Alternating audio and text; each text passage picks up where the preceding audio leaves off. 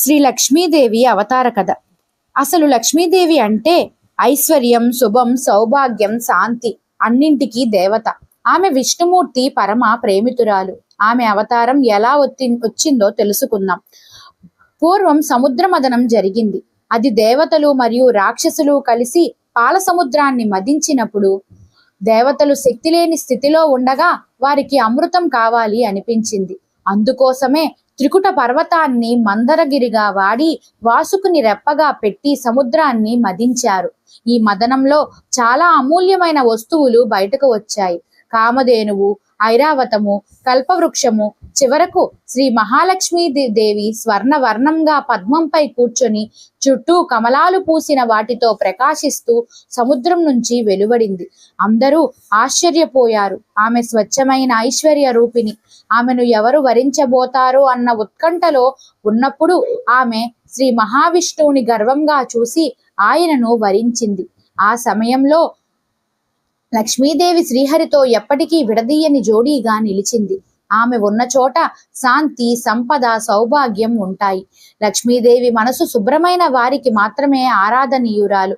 ఆమెను పొందాలంటే మనం మంచి పనులు చేయాలి, దానం చేయాలి, పాపాల నుండి దూరంగా ఉండాలి.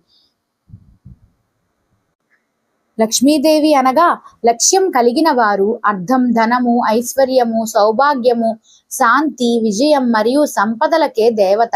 ఆమె విష్ణుమూర్తి భార్యగా ఉన్నది. అందుకే ఆమెను శ్రీదేవి, నారాయణి, చంచలలక్ష్మి అని కూడా పిలుస్తారు.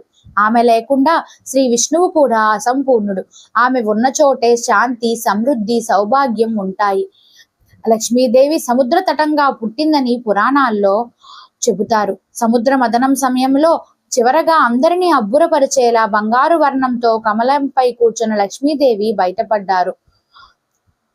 ఆమె చూసిన వెంటనే త్రిలోకమంతా ప్రకాశించాయి. ఆమె తన కమల నేత్రాలతో మహావిష్ణువుని చూసి ఆయనను వరించింది. అప్పటి నుండి ఆమె విష్ణుపత్నిగా పూజింపబడుతుంది.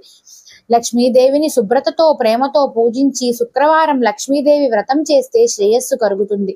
కోటి మందిలో కోటిలా ఉన్నవారు ఆమెకు నిష్కల్మషంగా భక్తి చేసేవారు.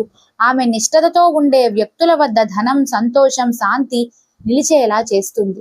లక్ష్మీదేవి ఐశ్వర్యం మాత్రమే కాదు, ఆమె ధర్మం, శుభ్రత, దయ, నిస్వార్థతకు ప్రతీక. ఈ లక్షణాలు మనం పాటిస్తే ఆమె అనుగ్రహం మనపై ఉంటుంది.